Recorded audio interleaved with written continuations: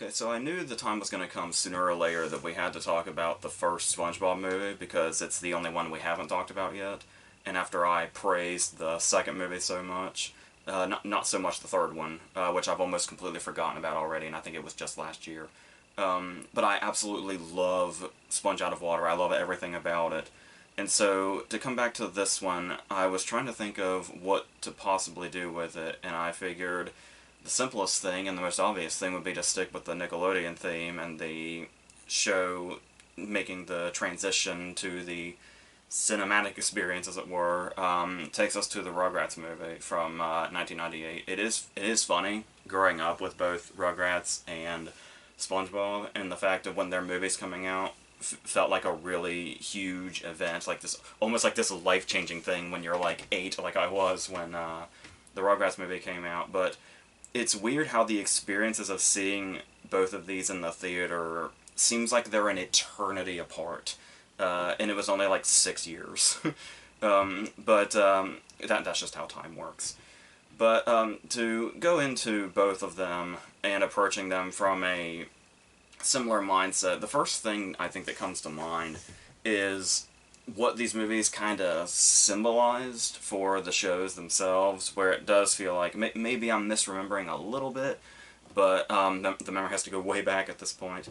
But the idea that it was after these movies came out that the shows kind of started famously going on a bit of a decline. Where obviously, you know, when the topic of SpongeBob's show comes up, the first thing that somebody's going to mention is, oh, after the first 3 seasons it went downhill. And I still can't really remember exactly where that 3rd season cutoff is and which episodes come after that. Because I felt like I was watching it long after that, but then there was a point in time where I did just sort of cut off at one point, which we talk about when I stopped watching the show and the Sponge Out of Water video.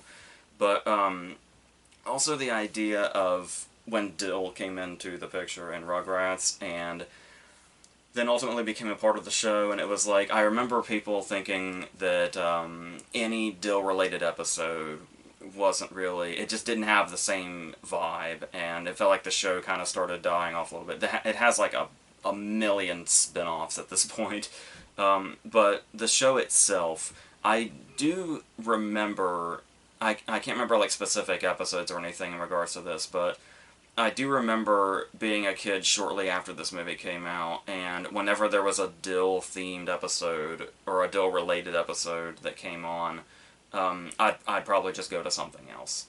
And so it's like how the movie sort of, you would think it would be this sort of grand thing that would only make the show better, but yeah, both of them seem to kind of be the beginning of the end, as far as like the original shows go.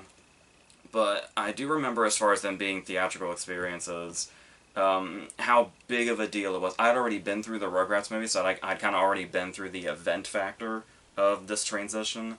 But I do think it's interesting that the SpongeBob movie starts with live action to introduce itself, because it does kind of, not only does it, you know, is that part of the translation to the screen, and kind of like guides the audience in, but it also kind of feels like it's a much more big budget version of like the patchy segments, the live action patchy segments that would happen before certain episodes, because like the whole point of the patchy sketches are the fact that everything looks really low budget and everything looks like it's on strings and stuff like that. So to see this one start with something that looks like, you know, like it's the idea is that it's like the start of a Pirates movie, and like it's on that grand of a scale. But I do remember that I didn't really care for the SpongeBob movie that much, because I felt like at the time, I felt like it didn't feel enough like the show, I guess you could say, and that was really off-putting to me, so I didn't really love it at first.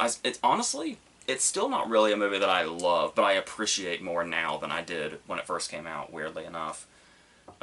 Because with Rugrats, on the other hand, the Rugrats movie, obviously, we're gonna say this up front, clearly, by all evidence, does not have the staying power that the SpongeBob movie obviously did.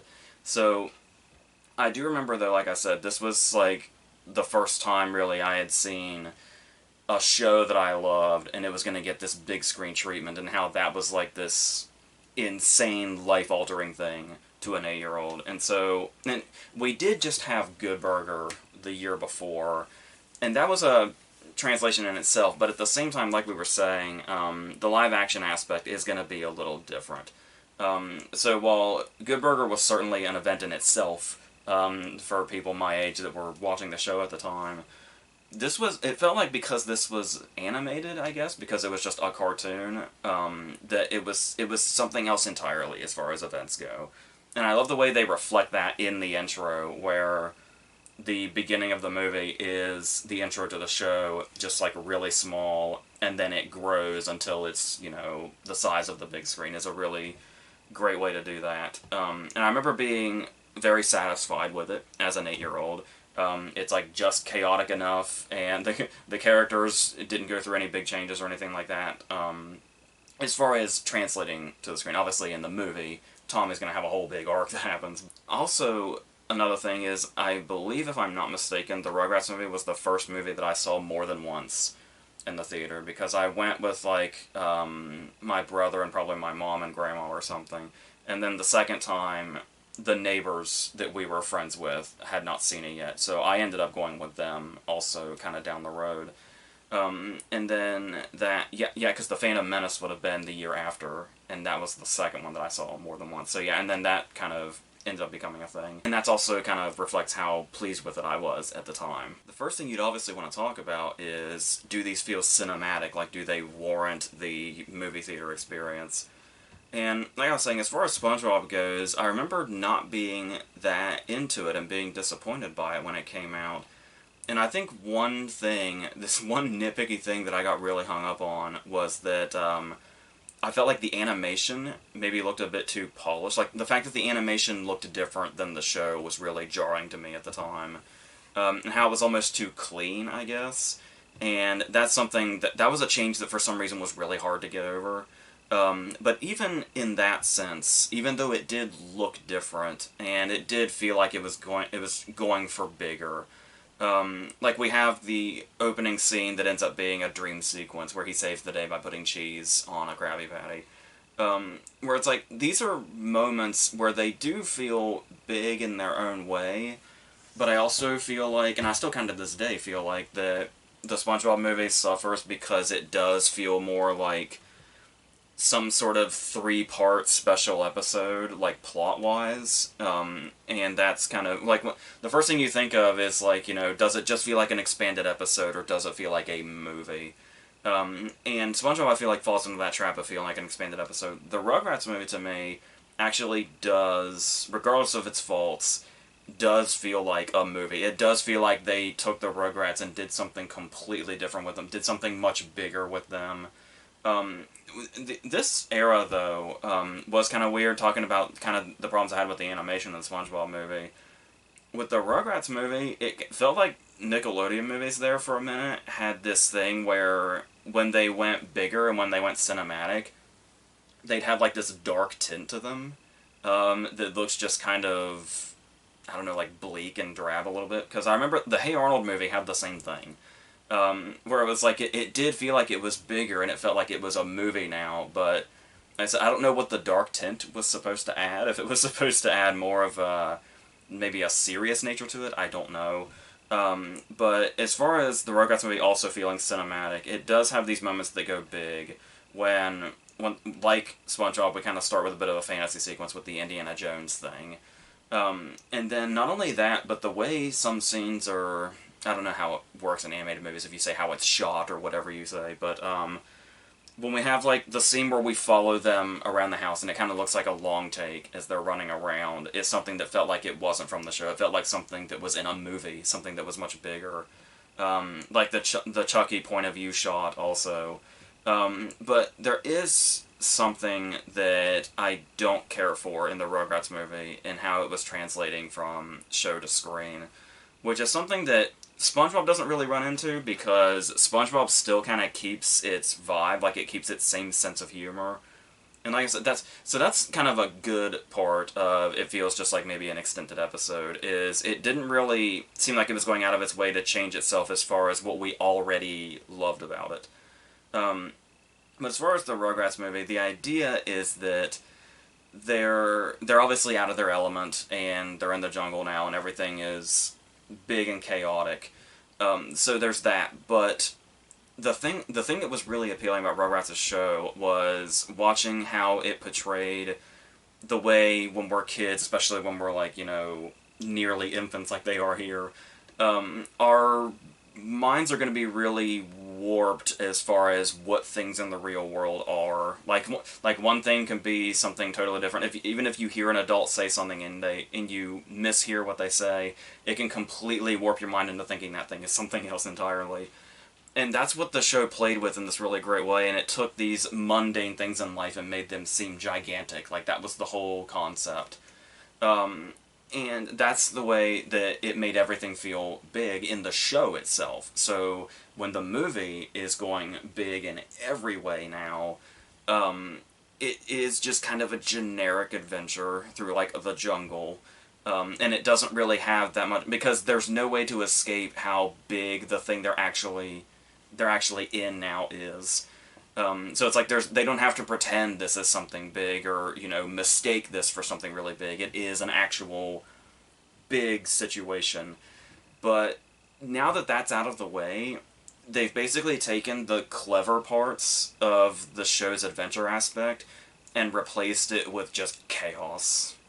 Like, I really do not remember many, if any, episodes that have as much chaos in it as the movie does. There's and it starts right away, when the Reptar wagon starts shooting fire when Stu is testing it out, and then when Dee Dee goes into labor and the whole backyard is a mess. Where there's dishes breaking, there's a goat running around, there's a sprinkler going off. Not even 20 minutes into this movie, there are monkeys driving a train. Not even 20 minutes, there's monkeys driving a train. And there's even moments at the beginning here where we have these nice little quiet moments that don't even have dialogue, that are disrupted by the chaos. After Dill has been born and Tommy's being brought in, and he gives Susie's mom the coin, is a nice moment. And then that's immediately followed up by Dill hits Tommy, and then Tommy starts crying, and then Dill starts crying, and then it's just constant noise. And I get it. That's a nice transition to something the movie does well, which is, I remember this movie and these sequences that follow this when they first get home with Dill, and there's a montage of them just being completely sleep deprived and having to be by his side 24 hours a day because he will not stop crying. I remember this movie was my first memories of learning about how demanding babies are and what parents go through and how hard parenting is, especially at the start.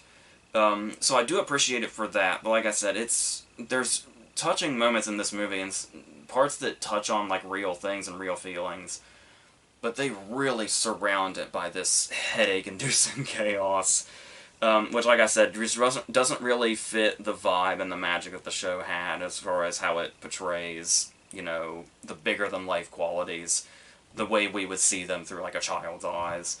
It's just it's just really trying hard to keep the attention of the audience, and it's oh yeah, well the show's only, 20 minutes minus commercials, and there's even the break in between, so you can do, the short attention span can do the show, but when they're in a theater for an hour and 20 minutes, you need to be constant.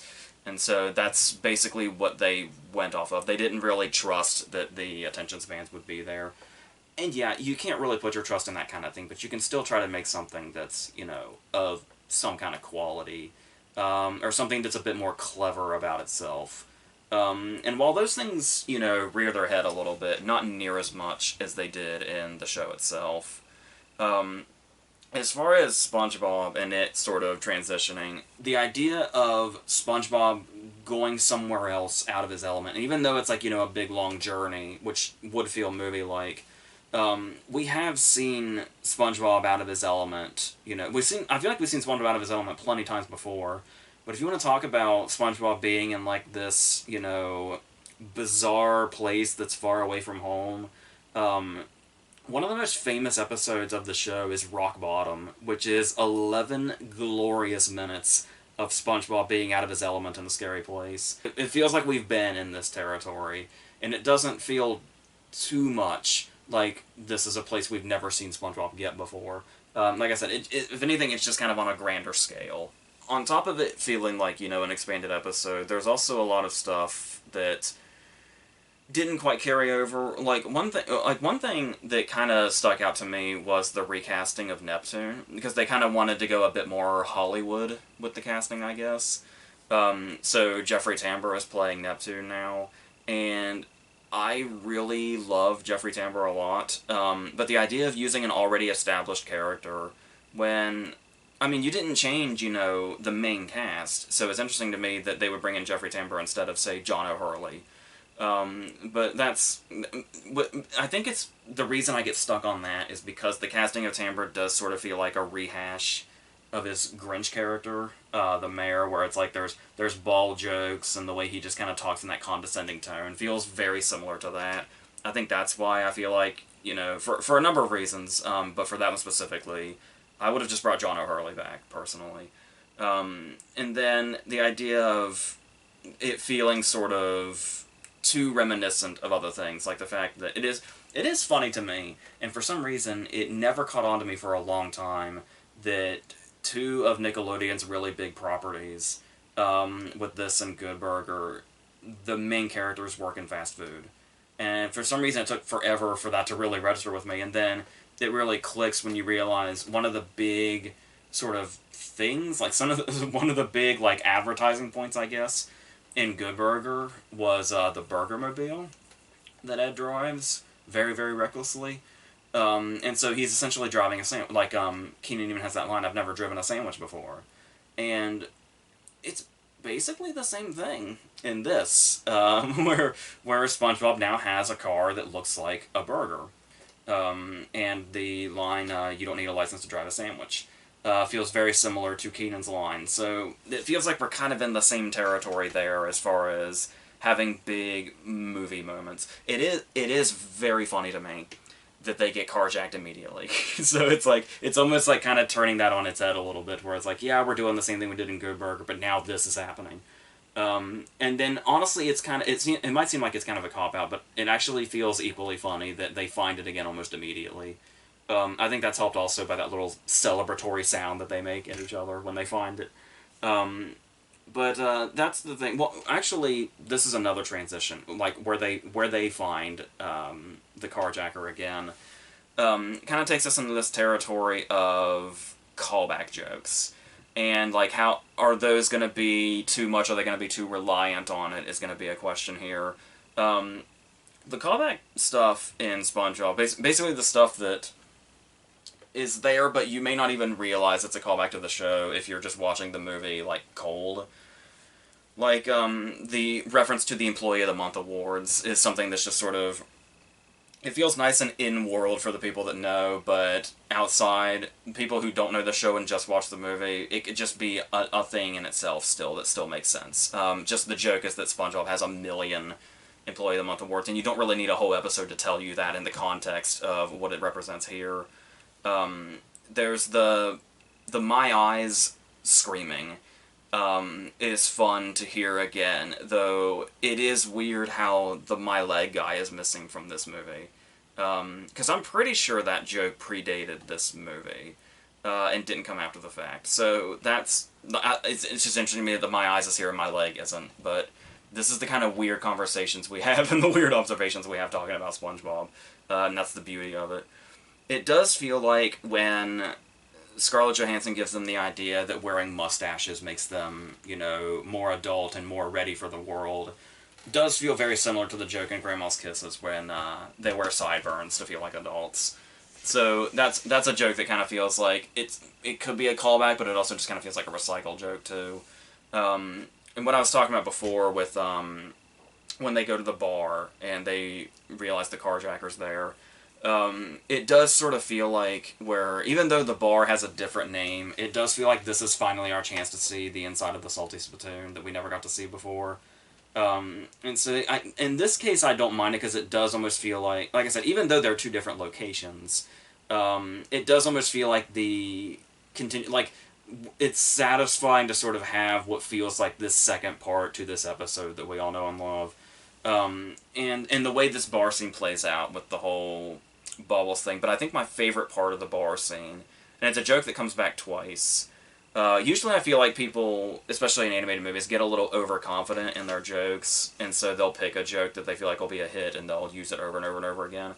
If I remember correctly, this one only had, they used it once, and then they only used it one more time, and I think that's the perfect amount of times for this. And it's so simple. It's when they all say their sort of, creed, and they all say it in unison, and there's that one guy who's late, and he always says bar after everybody else is done. Both times, that joke is really, really funny to me, and it's so simple. There's also what kind of feels like, clearly, a callback to Tea at the Tree Dome, when they come into, like, the live-action world, and so they are drying out, and when they actually turn into, like, an actual live-action starfish and sponge and all that. But obviously in a much more dramatic way, which we'll actually talk about a little later. As far as callback jokes with the Rugrats movie, I feel like those are kind of more few and far between as far as, like, blatant ones.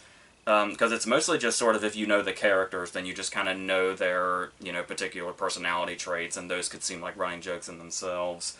Or all of them, like, the way they sort of make new sentences out of words through, misunderstood words and stuff like that. Has just been a continuous thing throughout it. Back to Norman was always one of my favorite ones, I think. I don't remember if the movie uses that one, but the show did, I think, a couple of times. But there's also the idea that Angelica has an obsession with cookies, and so there's one joke that I love, and I don't think they draw attention to it in the movie. It's just something you have to know about Angelica as to why this happens. When they're looking all over the house for the kids after they've left, and Lou looks in the cookie jar for Angelica. A cookie jar, it's only like this big, is just a really funny joke in itself. Like I said, if you actually know the character of Angelica. So, like I said, apart from that, the stuff that was already in the show anyway that kind of works as its own jokes, like them saying words differently or whatever, I feel like that's about it, as far as it comes to mind. So, as far as stuff that is going to kind of deviate and maybe be more inclined to be in the movie than the show.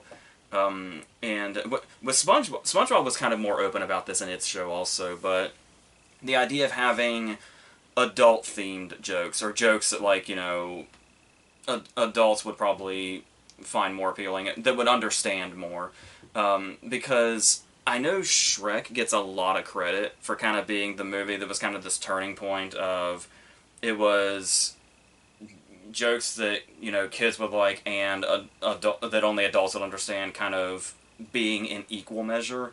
So in the meantime, we did have moments like this where adult jokes would just kind of slip in every now and then and just kind of seem like throwaway lines.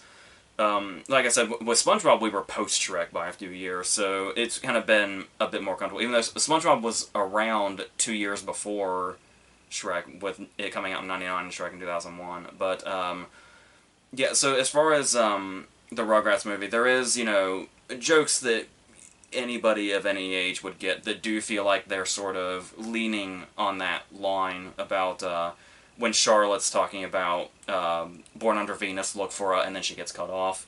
I remember getting a big laugh in the theater from all ages because that's just obvious.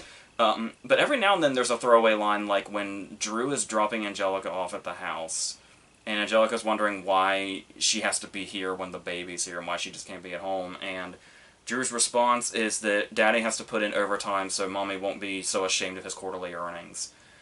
And the reason that's funny for two reasons is, number one, just the idea that a line like that is in the Rugrats movie. But secondly, it's even funnier if you know Charlotte and how believable that is, and how Drew feels like he's kind of in this miserable place, but he's walking through it with a smile.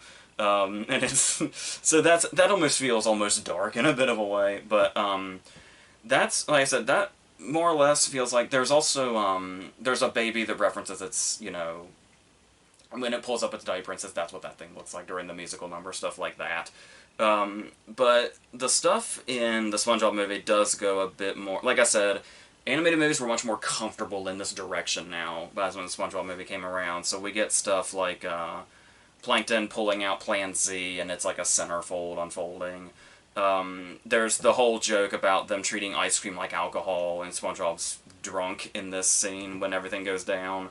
There's a weird sort of fixation on nudity. It's in only the first parts also. Like, it's not even a continuous thing. There's just a lot of it at the beginning, and then I feel like never again, weirdly enough. Where, there's the moment where SpongeBob's at the mirror and the back of his pants falls down for some reason.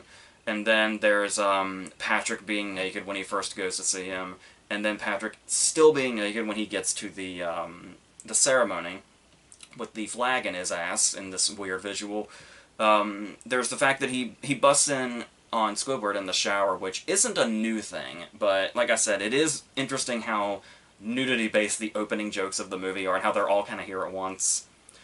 So there's that, I guess. And as far as, like, the other jokes go, it is, like, we were talking about the chaos of the Rugrats movie. Every now and then SpongeBob, will go into obnoxious territory. Like, it'll remember, oh yeah, we're also... Like, it has to be reminded the other way around, instead of a typical animated movie of this time being like, oh, there's adults here also, why don't we, throw something in there about, Drew and his quarterly earnings. And with SpongeBob, it was almost like, oh yeah, we have to remember that there's very small children in the audience also, let's do that. So they'll have something very slapsticky or obnoxious or something. Like, I think about the very first episode, Help Wanted, when SpongeBob walks into the Krusty Krab for the first time and he trips, and it's just an eternity of him bouncing off the walls. And it's like, oh yeah, I forgot this show started as being for very small children. And I guess the one thing like that would be when he steps on Plankton at the beginning, and Plankton's stuck to his shoe, and it's just Plankton screaming for a long time. Where it's like the rest of the movie feels much more clever than that. So it just kind of sticks out. But there are things here that, like with the Rugrats movie, when it's not that kind of stuff, it's just kind of prone to gross out stuff and immature stuff. But the fact that it's about babies, that makes sense to an extent. But with SpongeBob, we have moments where you can just appreciate jokes that are kind of dumb for the sake of being dumb. And it, like, really embraces that. Like, that's basically its own subgenre of comedy. And that's something that SpongeBob has handled really well throughout most of its life. And here, just as one example, I guess, let's go back to the opening scene when he's getting ready and he's brushing his teeth. And this is a part of his day that we don't typically see. We've seen plenty of times in the show where he gets out of bed and he gets dressed and does his whole routine. But there's a new addition here where he has his toothbrush and toothpaste. And when you see SpongeBob, you know obviously he has the obvious gap in his teeth. He has those two front teeth. So he has a toothbrush and a toothpaste tube that have two different ends on them, as if to accommodate one tooth itself. And so he uses the double toothpaste tube on his double toothbrush, and then just as he's about to put it to his mouth, he brushes his eyes. And that's a joke that I can just really appreciate, because it doesn't really have a purpose. It's just there.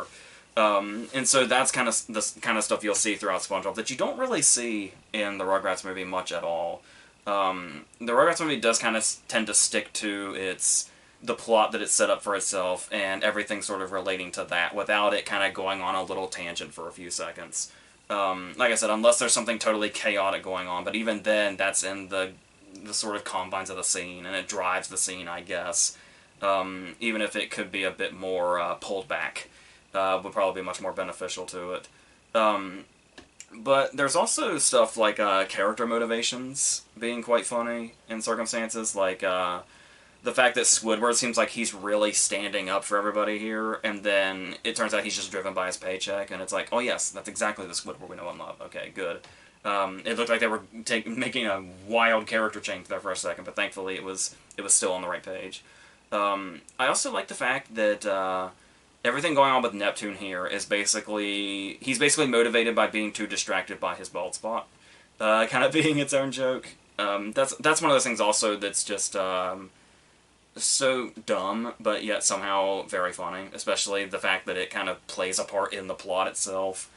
I love the idea of having a character who's very big and intimidating and a potential killer, named Dennis. That was always, even when I wasn't a fan of the movie when it first came out, that was always one of my favorite jokes, was that the hitman's name is Dennis. And he's voiced by Alec Baldwin. Another one of my favorite jokes in the movie is the bag of winds. And the way it plays into that trope of having this thing and it's like, use this at the right time. And the fact that, and usually I was always afraid they were gonna like kind of back out on that joke, like, because it's hilarious when they build that up very early on in the movie, and then Patrick lets it go by accident, and that's it. And it's like how you would think it would still come back in some way because they built it up, it had a whole setup, and no, that's the, once Patrick does that, that's the end of the bag of wins. And that's honestly, that might be my favorite joke in the movie, actually, because they actually stuck to it, which is really great. And the fact, because it's so easy, especially when you're making movies like this, to sort of make jokes that feel like they go big and then back down. That's something that I love about SpongeBob's sort of humor in general, is that it never really backs down from what it is, which is fantastic. And really takes it a long way, also. As far as, I guess you could call it cameos go, I wouldn't call like Alec Baldwin a cameo or anything, but it's a short appearance, and I like how it seems like the most random casting choice. But he does kind of, the way he's able to do that like deep voice and be a character that sounds that threatening, who's named Dennis, just really adds to how funny that joke is. But there's also, you know, the Hasselhoff cameo. I never subscribed to this whole David Hasselhoff is funny just for existing thing that went on for a really long time, like way too long of a time. But it is interesting how much, like I said, it actually plays a part, and how it actually kind of makes sense how they used him here, and the way in which they use him. So, honestly, it might be the one time a David Hasselhoff joke has worked for me. And then, as far as, you know, random appearances in the SpongeBob movie, there's the whole singing babies number, where we have, like Iggy Pop is in there, and Lisa Loeb, and I think Lenny Kravitz is one of them. We have Whoopi Goldberg and David Spade as the Rangers, and I think even at 8 years old, I had grown up on the two of them so much, I was well aware, just by the sounds of their voices, that it was Whoopi Goldberg and David Spade. What I didn't know for a while was that Tim Curry is Rex Pester, which I find perfect. It's also one of those interesting cases where Tim Curry always has a very recognizable voice, but it's like, when you hear Rex Pester, sometimes you can totally hear Tim Curry, sometimes you can't. And the fact that he was able to disguise his very recognizable voice a little bit has always been really impressive to me. Shock, surprise, Tim Curry's an impressive voice actor. Who knew? But I do find it very interesting that, like I said, as far as, you know, the sense of humor of people today, particularly younger people today, kind of evolves, I do feel like I'm at a bit of a distance from it, like in this sort of TikTok age or whatever. But if there's one joke that never seems to fail with me, it's the use of a SpongeBob meme. And it's like, I guess it's because I know the context of all of them, and then seeing them in different contexts and how it always sort of clicks, is something that'll just never get old to me. And I found it interesting that even though, like, I didn't really take to the SpongeBob movie when it first came out, despite, you know, loving the show and seeing, like, every episode multiple times over and knowing them by heart before this, it's interesting that as time has gone on, when you see SpongeBob memes around, or you see people using GIFs or something, a lot of the time, it's not even from the show or one of the other movies. It's from this movie specifically, spawned a lot of those memes and GIFs, which is really surprising in retrospect. But at the same time, I guess it does make sense from people who probably... I did feel like I was kind of in a minority by the initial reaction I had to the movie when it first came out, and not being that much into it. Pretty much everybody else, those SpongeBob fans, seemed to really love this movie and take to it, and it's clearly, like I said, stood up seemingly much more than the Rugrats movie ever did. I think it also doesn't help that the Rugrats movie was pretty much almost immediately shown up by its own sequel, with Rugrats in Paris getting a much better reaction, I think. But yeah, as far as time goes, that's how they've been holding up. But talking about that also, another part that could play in this is bringing in the dramatic and sort of scary factor that can come into... Obviously, it's not going to come in too much to the show unless it's, like, you know, a specific episode going that direction. But Rugrats and SpongeBob didn't really do that much. SpongeBob had some, you know, scary-themed episodes while also being able to balance the comedy really well. And, you know, Rugrats had the episode where Chucky has a recurring nightmare where everybody's like a clown or something, or some weird circus, something related to that. It's actually still haunting as I remember it now. But apart from that, yeah, there was this thing with SpongeBob where SpongeBob did seem like once it started to take this decline in the show, it got weird. It was almost like it was trying to be Ren and Stimpy, I guess, as it's gone forward, and it gets more into the weird and the surreal and stuff like that. And it does feel like the movie was kind of somewhat a starting point for that. So when we get to moments like when they're stranded and they're like surrounded by bones, and there's that weird woman there that has an ice cream stand in the middle of this bone field that ends up being the tongue of a bigger, scarier creature. There is something really wild and surreal about this. But it does feel like I said, it feels like territory we've kind of been in before. The Smitty Werwin Jaegerman Jensen episode when he has to fight the army of skeletons. But the way it does embrace that for this whole chunk of the movie, where there's like the trench, when we see like, you know, the ladder down and there's like eyes in there, and just everything about that kind of goes in this direction. And I do like the way they counter that with this big, colorful musical number that happens, and, you know, they all make friends, and then he ends up hurting their feelings, and they walk away. And talk about... This is actually the second time I've talked about musical numbers, if you also want to talk about them trying to go big. But as far as the presence of musical numbers in the shows before the movies happened, SpongeBob obviously had a few. There was the Band Geeks episode obviously being the most famous example. There's the number at the end of Ripped Pants. There's the one where he ties his shoes. There's the one where SpongeBob gets traded to the Chum Bucket and he and Mr. Krabs have like that, you know, star-crossed number. And there's quite a bit of that. So it feels like when there's musical moments in the SpongeBob movie, they're coming from somewhere. Obviously culminating in the Goofy Goober number that saves the day. And that's obviously been a running thing throughout it, but the whole, you know, bringing Dee Snider actually in thing, to make it this climatic moment. All the musical stuff in the SpongeBob movie makes sense to one extent or another. As far as the Rugrats movie goes, we do have the moment that's nice where they sing Dill to Sleep, and it's like, it's this moment when we understand where Stu and Dee Dee are coming from with having this new sort of miracle in their life, but then also feel for Tommy, who's now going to start feeling more neglected. But then there's that shot where it's like, oh, we got so busy feeling for Tommy, we forgot that Spike is outside in the rain. So it's so it's like the multiple layers of neglect are coming in. So that's an interesting moment. But then we have 3 other musical numbers at least. The one with the babies that was mentioned earlier. There's the one with the monkeys. Angelica gets her own one. And it's like, this is stuff where I remember it doing its job in 1998 in the theater, in a full theater, where it's basically...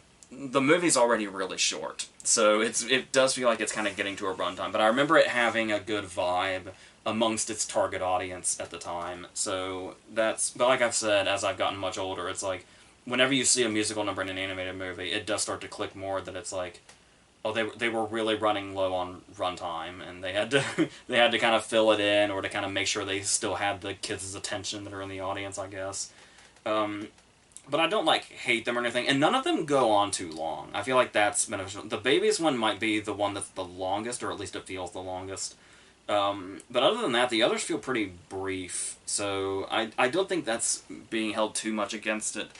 But, yeah, so now that we've talked about those, I do want to make the transition from what we were talking about with the musical number with Tommy, and how this kind of transitions us into the dramatic side of the story, which... When I was talking about the scary stuff in SpongeBob, I feel like that's kind of what's in place of the drama stuff here. There is obviously one particularly dramatic moment in the SpongeBob movie, which we've kind of touched on, that we'll come back to. But to talk about the stuff that's talked about in the Rugrats movie, which is probably where its strongest aspects are, when it's not trying to entertain the very small children with its chaos, or just be, you know, comedic and gross out in its own way. But when it's actually trying to say something about its characters and where they are, and about these real life feelings, there's quite a few things going on here. Like there's a lot packed into this dramatically, and it all makes sense. And like none of it feels out of nowhere. Like it's packing too much in. So starting with the brotherly theme, where I've talked about Stu and Drew a little bit, and how kind of in the background of the movie, there is this thing going on between, there's like a rift between the two of them that's kind of growing throughout this.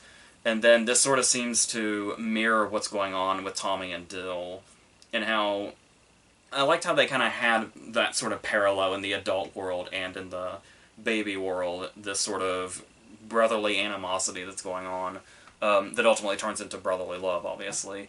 And how it kind of shows as Tommy has to take care of Dill throughout it, and Tommy has to basically be the parent. And it's like, when you're like a kid watching this movie, it kind of shows you, and it's like kind of teaching you in this way, like patience and responsibility and stuff like that. But also the way it can drive you to the breaking point, like it would for a parent, where Tommy gets to this place where he feels like Dill is holding him back. And then it's this demonstration of when we get mad and we say things that we don't mean, especially to people that we love. And now that's just something that happens. Even if it's something where you say like, "Oh, I would never do that. I would never say that." Eventually, at some point, people get to those breaking points, and those things are said, and then you kind of have to deal with that and sort through that. And then that's just what kind of family and loved ones do as time goes on. They have really strong bonds anyway. And the way that we also have, after they do that, there's also this moment, once Tommy reaches this breaking point, where he sees his reflection when he's like completely gone off the deep end, and it's like, it's done surprisingly dramatically, and actually kind of effective with what it's trying to say about all that stuff, like, you know, having patience and responsibility, but how when that patience breaks, we get to this point where we're not the person that we're not the person, we turn into somebody else, and it's not necessarily who we are, but we've just reached this moment that gets us there, and as humans we're all going to get to that point at some point, as terrible as it feels in the moment. But and I also like the way they do something as dramatic as that, and then they follow it up by something that's funny, dramatic, like dramatic in quotes, where they think, I think it's Phil, they think has been crushed by a tree. And this goes on for a minute where they actually think Phil is dead, and they, which is just funny in itself. But then they add in that line, I think it's Lil, says, he loved climbing on trees, and now a tree has climbed on him. And it's... So the way to use that after we've had the actually dramatic moment is really well done and balances it out nicely. But that's not the only thing that gets all dramatic. The brotherly love and the snapping when, you know, somebody drives you to that point and it turns you into somebody that's not yourself. This idea of Chucky feeling uncared for by his best friend, and the idea of, like, that's, like, when you're a kid especially, and, like, if you have a friend that, like, makes a new friend or something, or it's, like, a friend you don't talk to as much or something, and you get, like, those jealous and hurt feelings and stuff like that. These things that kids actually feel, usually they're a little older than, you know, Tommy and Chucky's ages, but usually this is, like, an elementary school thing, but, I don't know, I still like the way they tackle that, even though the characters aren't, like, maybe old enough to experience that, you know, if they were, like, real characters. Like I said, the kids that would watch this movie, that were watching this movie when it first came out, were probably approaching that age, and so to actually play up these themes of, you know, these friendships and the turmoil that it'll go through and the changes it might go through when people have to adjust to the rest of their lives, it's saying a lot in that regard. And like I said, I feel like that's easily the strongest aspects of the movie, and everything else almost seems misguided by comparison. And so that, and like I said, that's almost kind of scary in itself in some of these cases, where it's like approaching real life and getting older and the changes we go through. Whereas SpongeBob's obviously dealing in much more upfront, scary aspects to it. But there is the one moment at the end we were talking about, where it felt like a Tea at the Tree Dome callback, when SpongeBob and Patrick are under the impression that at first they think they haven't reached their destination and they're going to die without reaching it. And that's dramatic in itself. That's bleak in itself. And then there's this bitterly triumphant moment where they realize that they have made it to Shell City. They are in the same room as the Crown. But still, this is where they're gonna die. And then, like, their moment of death turns into a moment of bittersweet triumph, where it's like, we did it, and then, but now we've reached the end of the road. And there's no way back. And it's funny because you know this movie's not gonna end with them dying. But even so, how dramatic they play it up actually kind of takes you to those feelings of a friendship that went all the way to the end, and they were there for each other. They went on this journey. They went through the ups and downs, and now they're going to literally die together. And it's like, even though you know it's not going to go to that extreme, I admire it for reaching some sort of effect with that.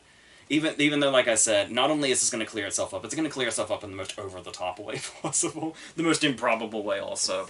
But these are also talking sea creatures, so it doesn't really matter what's improbable and what isn't. It's also animated. It's also a cartoon, so yeah, just go with it. If there's one thing that SpongeBob teaches you, it's just go with it. Whatever the show's going to do, whatever the movie's going to do, just embrace that sort of surreal quality to it. And I do love, like I said, I've talked before about how it does just feel like an extended episode, but I do feel like there's definitely something inherent to it because, you know, Steven Hillenburg is the director and he was, like, right behind it. And it does feel like that's also might be a moment where it felt like the show was maybe starting to decline, where Hillenburg was kind of starting to get a bit distant, and then the show kind of went on and became its own thing. Like I said, almost like it was trying to be Ren and Stimpy after a while. Shortly after this. And it is weird that it kind of going off in directions and almost seeming like it's trying too hard to go big does make it all the weirder in retrospect that I basically loved Sponge Out of Water for that reason. Like, I loved Sponge Out of Water because it kept evolving into bigger and weirder things. But like I said, there was just something so gradual about that where it felt like, oh yeah, because of the story of Sponge Out of Water, it's like, oh yeah, the next logical step is that we get this weird, and then so on. And like I said, here at the end of the day, it is a pretty clear path that has surreal qualities and weird qualities along the way, and does kind of manage to full circle itself, and be this very sort of colorful and energetic and fun journey along the way. That's basically what the main appeal of it is, and it is something that I've come around on. I still don't love it as much as Sponge Out of Water, and I still can't say that I love it, period. I do like it, and I could say I like it a lot, but yeah, I still feel like there was some sort of magic to the show that didn't quite make it to the theater screen, but that's, like I said, it obviously has its staying impact, and it's lived on through SpongeBob's audience, much more so than probably many episodes will, especially later and after the fact. Not to mention that a couple of things about its ending, about the end credits. Number one, I love that it plays Best Day Ever at the very end. And there's also the fact that talking about the SpongeBob movie kind of being immortalized amongst the SpongeBob community in its own way, that damn Ocean Man song is also going to be immortal. Where once you hear the opening 5 seconds of that song, it's never gonna leave your head for a month. That fucking song. So that's where that stands. So, like I said, at the end of the day, it does feel like it could just be a 3-part episode. And I do appreciate that the Rugrats movie feels like a movie. It feels like one continuous story throughout it. It feels like, you know, if it didn't come from a TV show, it would just feel like a movie. And even if you're very familiar with the characters in the show, it still feels like a standalone movie in itself. And I like the way it was able to go cinematic. Even if, like I said, it didn't take the best paths to go cinematic, it still feels cinematic in a way that felt worth doing the theatrical experience and being a movie and stuff like that. So, yeah, and like I said, SpongeBob just kind of in general being bigger than life already, I guess, kind of felt like the transition was already on its way there, so it felt more natural that it became a movie, but, yeah, so, and like I said, as far as what I prefer here, I would say over time, I responded much more to the Rugrats movie when it first came out than I did to the SpongeBob movie when it first came out. And I was the appropriate age, I feel like, both times. So, as time has gone on, though, like I said, it's very clear why the Rugrats movie has kind of not has just kind of it almost feels like it's fallen into obscurity at this point.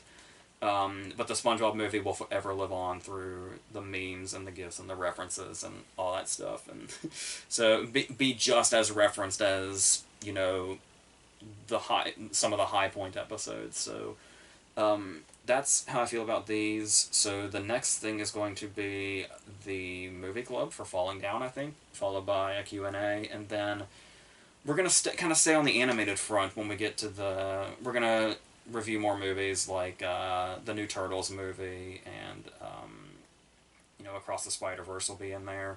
A really big one that's on the tip of my tongue that I can't remember at the moment.